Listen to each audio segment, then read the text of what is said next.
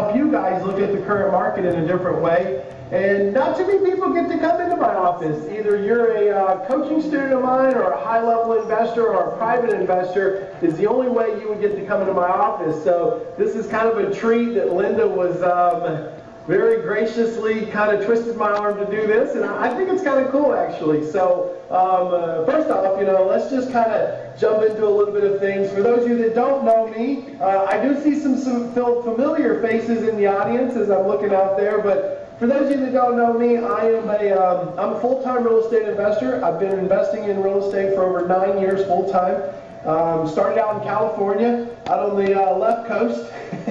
We know where the right coast is, though, don't we? So it's been an adventure, and I started like a lot of people. I didn't have a lot of finances, I didn't have a lot of credit, and I definitely was trying to figure out some things that just weren't, as we say, normal real estate investing. I was looking for more of a creative way to do that, and so from a little guy out in Alabama, out in the big city of California, it was definitely an uphill battle for me, and I was 25 years old, so I had a lot of things going against me, but I forged through. I managed to stay focused on a plan, and that plan was to really create some freedom for my family, create some financial stability in my life, and to really give myself what I wanted out of life, which was to be able to be home, be present in my family's life, and not really come in this office that much. And if you ask my staff, they always ask me, why don't I come in the office anymore? And that's really what I want to spend some time with you guys on, is really how do you run, a 6-figure or 7-figure real estate business without ever being in there, or having the right components or the teams in place, or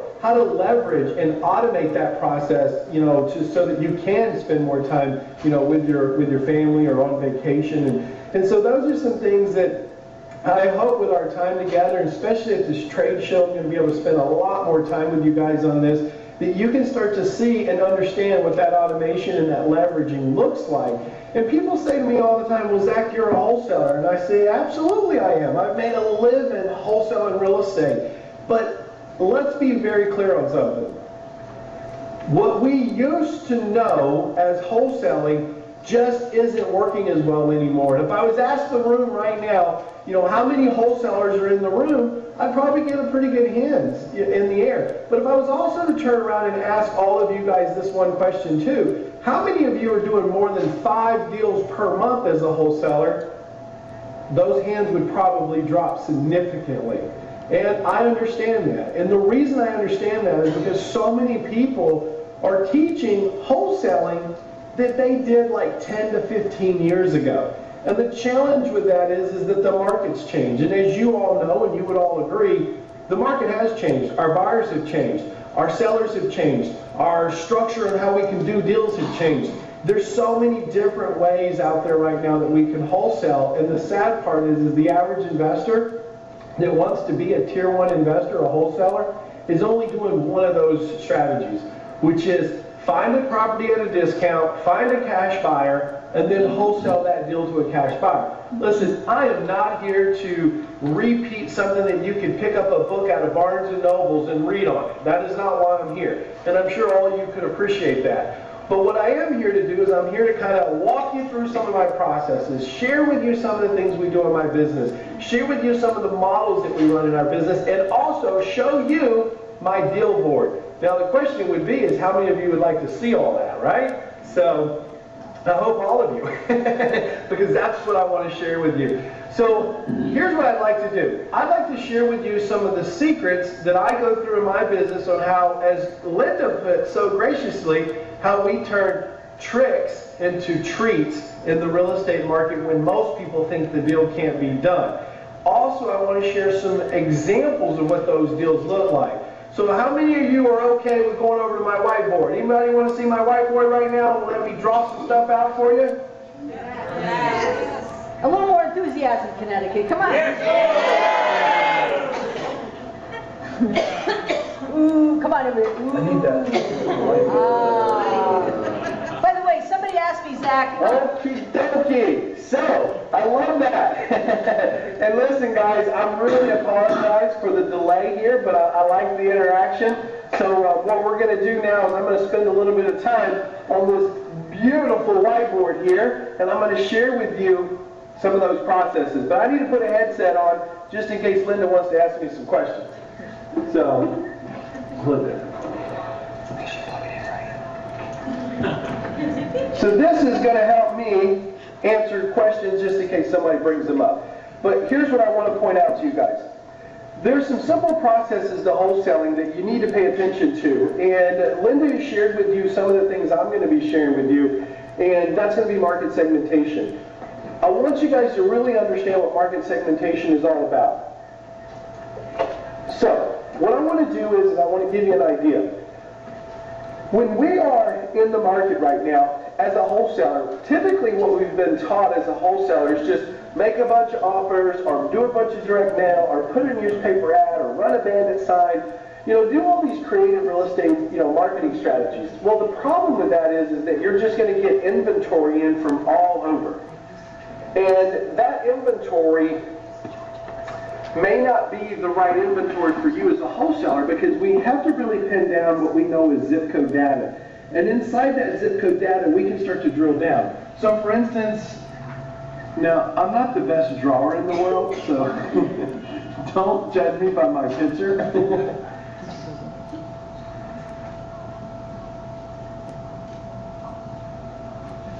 So we're going to call this Alabama, right? And in Alabama, we got different counties. So in Alabama, we have different counties, but what we want to do is we want to look at a county as a whole, and then once we pull that county out, we can then segment that county up into specific zip codes, okay? So we can have these specific zip codes that we want to drill down into, because the idea is once we know the zip code, we can start to pull what's known as zip code data research, and it's very important that you guys write this down, and listen, I can see you guys, okay? I can see all of you, so I want you to write this down. So here's how it works. Is once we have defined the segment, we want to start pulling these zip codes by price per square foot. We want to pull these zip codes by we want to pull square foot price per square. Uh-oh. Whoops. Here. Foot. So we want to know specifically in a zip code what houses are selling for per square foot. So when we have the difference in conventional and cash closes, well, what that gives us a sure sign of is this. Is let's say there's 300 houses that sold in one zip code. And now trust me, I get it, each zip code can be different, but this is what we call a broad point of view. And in that broad point of view, we can take a zip code and we can look at how many houses were sold, and then we can break that up into conventional versus cash. And the reason that's important is because if, let's say I got those 300 houses and let's say 200 of them sold conventionally and 100 of them sold cash, well, I know in that market that my majority or my ratio buyer in that market is a first-time home buyer. I also know this. Let's say those numbers were switched around. And the reason I'm telling you this is because it's going to make so much sense when I come out to the trade show and I break this down for you guys live, is that if I know that there's more cash closes than conventional, I know what? I know that I have a wholesale market because there's more cash buyers buying in that zip code than there are conventional. So my ratio tells me that's where the buyers are buying. The other side of that is something that you want to pay attention to is depending on the market, okay? It's just you've got to understand how to group these buyers to buy these wholesale deals so that not one deal gets away from you, not one deal gets passed by, but the problem that most wholesalers find is they just don't know these new strategies. Or really, I guess you could say they don't know how to get paid. And getting paid is the key here. How many of you agree getting paid is the key here, right? Yeah. Absolutely. So I want you to think about this as I talk to you about some of the deals that I've done that has put some of these strategies into place, okay? So let's talk about this. Sorry, I'm a little late on that, but I just heard you guys say yeah. All right, so let's break this down. I'm going to give you a couple of deals. So deal number one. Let's talk about deal number one, okay? So deal number one was a deal that was brought to me. So this deal was brought to me, and when this deal was brought to me, it was at 105% ARV, okay? So it was 105%. I'm sorry, not ARV, but loan to value. So 105 LTV, loan to value, is what was on this property. So no other investor wanted it. They were going to try to short sell it, but the problem with the short sell was that the family who owned the property actually made too much money. They weren't in a hardship. So this deal was kind of one of those ones that you just don't want to waste time on as a short sell investor. You really don't want to put any more time into it because you don't have a cash buyer for it. So what does the average wholesaler do? They walk away from this deal, right? Well, no, not at all. So we were able to wholesale this deal to a builder. Now let me explain to you this little area. It was up in Napa, California. The house set up on a hill called Angwin. Fog rolls in every morning. The house is beautiful. But what I noticed was when I was in that area was that there was a lot of other houses on this block that were being remodeled. And they were being remodeled into very high-end, multi-million-dollar homes. So this seller told me that she'd been trying to sell this property for over a year. She had a dozen or so investors contact her, and none of them could do anything. Well, all I did was I put a contract on it for the full asking price that she wanted, and I started contacting the builders in the area. I asked 2 qualifying questions. Please write this down.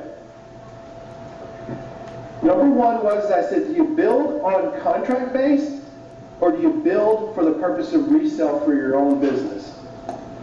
That was the 2 things I asked, okay?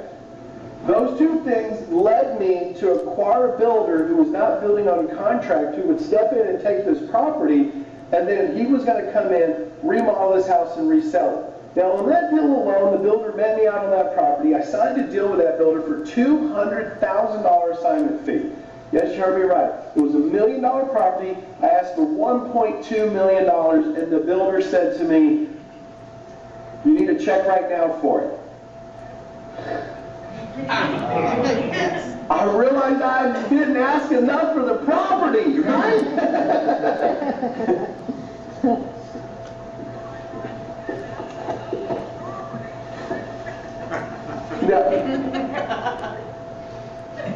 Now that, my friends, was a payday, right? That's what made me realize that it's not about what we always have been told how to do deals. It's about what we make out of the deals. It's about what we put into the deal. It's about how creative we can be.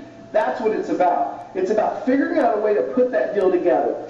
So this was really the eye-opener for me about not letting every deal pass me by that just didn't meet that 60% of ARV process, okay?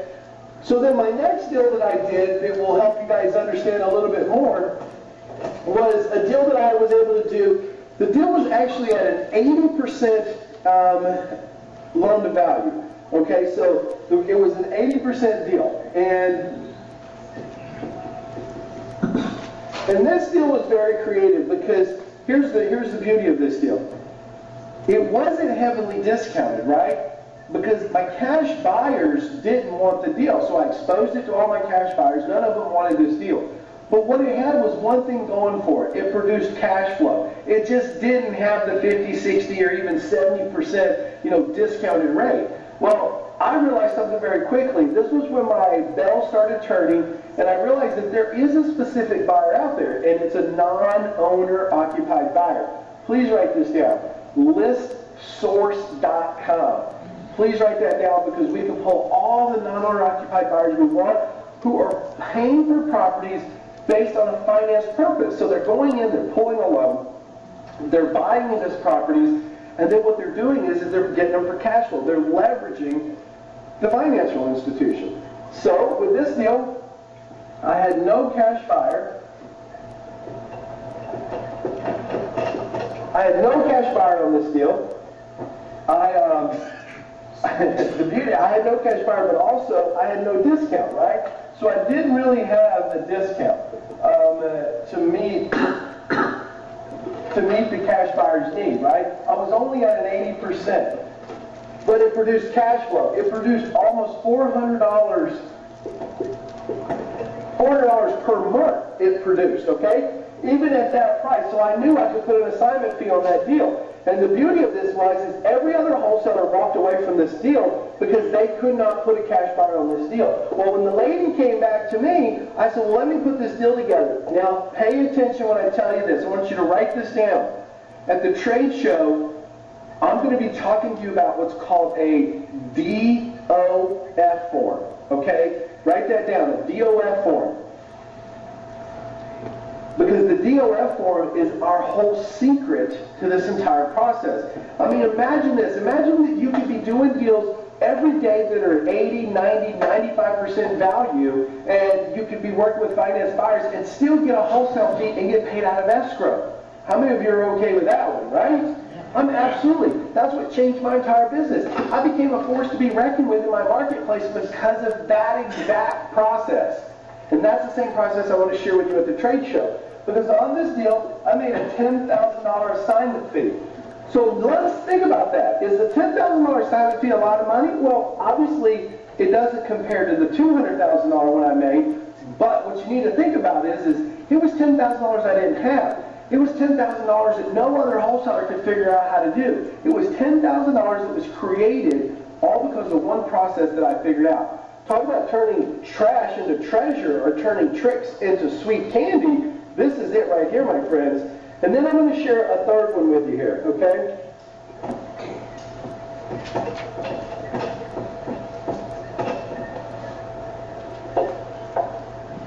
So on this deal was the whole idea that I wanted to prove to the world. I wanted to prove to the world one thing. So many people start off as real estate investors and either A, they don't have a lot of money, or B, they don't have a lot of experience, or C, they just don't have bad, or they have bad credit or good credit, they just don't want to use their credit. And those are some understandable processes. What we want to be clear on is this, though. That there are more of you than we even realize that want to start so bad and make a ton of money. And obviously that's one of the reasons you need to be at this trade show, okay? Because we're going to be unfolding a lot of these secrets and unfolding a lot of those processes. But there's still some of you out there that say, listen, I can get this training, I can do this, I can go to this, boot camp and I can learn this. But then when you get home, there's a big problem. Because your process is really how we talk about what's called a lead intake, okay?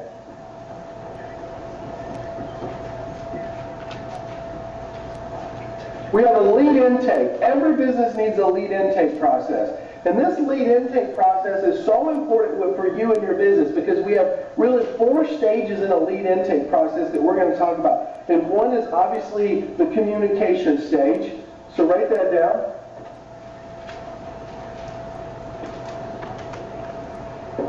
Because when the lead comes in, we have to be able to communicate with that lead so that we can process it. Because I'm all about getting my hands off of it and getting it automated and outsourced. From there, once we do the communication, it has to go through what's called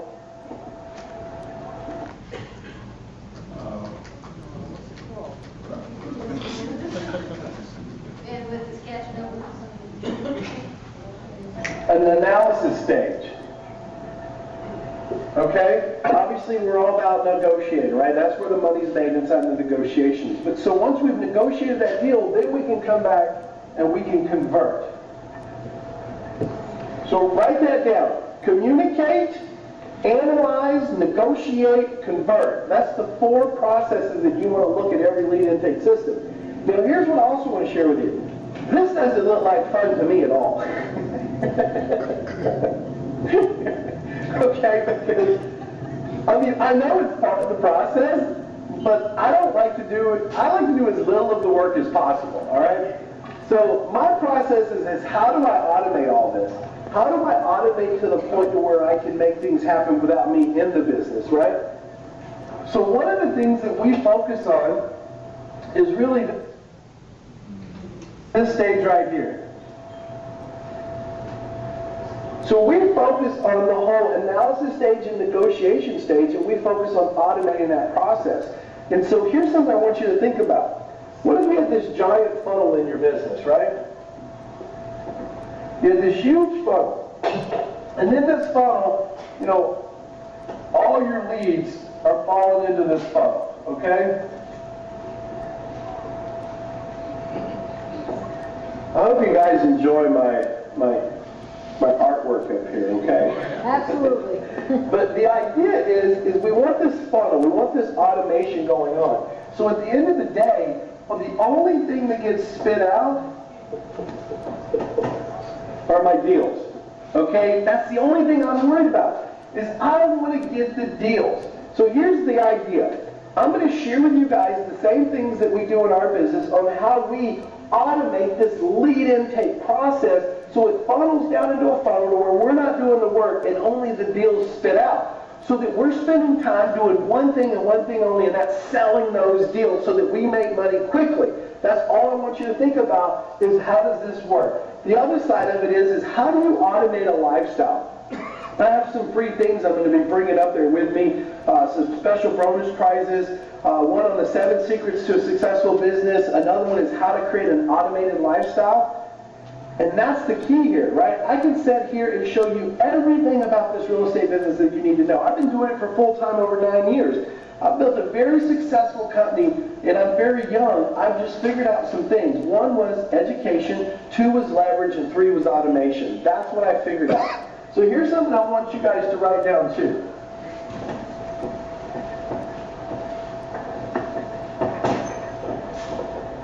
Okay, so I don't care where any of you are right now.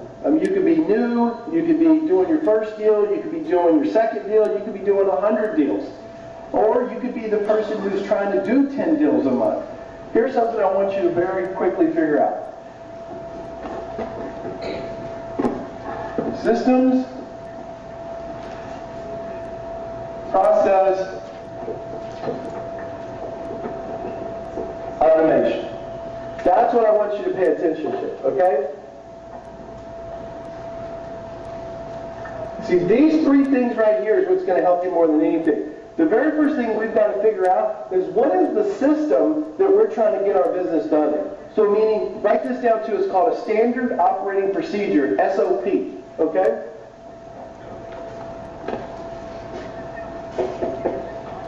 So we have to define what's called an SOP. What is the specific process that we're trying to get done in our business?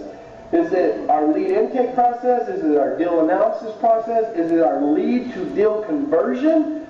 These are things we want to pay attention to. And so what I want you to think about is everything in your business is a system, and it's a standard operating procedures. Because once we create that, then we have a defined process that we can duplicate. Okay? Because now we can duplicate that system.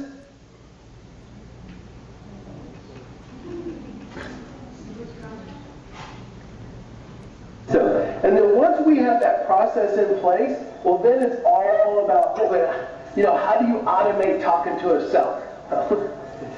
You don't unless you hire someone to do it, right? Or do you have to talk to every seller? Right? I mean, you don't have to talk to every seller. One of the things that we have in our businesses is we only talk to people who have actually shown a sign of motivation to accept our offer. That's it. Hey, wake up in the front row there. So I want you guys to pay attention to that. Automation, automation, automation. That's the key thing I want you to pay attention to for me, because that's what I'm all about. I'm not only going to share with you how I automate all the deals in my business, I'm not only going to share with you how I went on a 30-day vacation and made $27,000 on that vacation, I'm also going to share with you 6 different ways of wholesaling in today's market with specific types of buyers, so that you, my friend, can start to leverage the power of the market that we're in. And that's what I want you to pay attention to. I dropped my pen. Okay, I'm back. So anyways, that's some things I want to share with you. I hope you've enjoyed this. One of the things I want to do is I want to share with you my deal board, okay?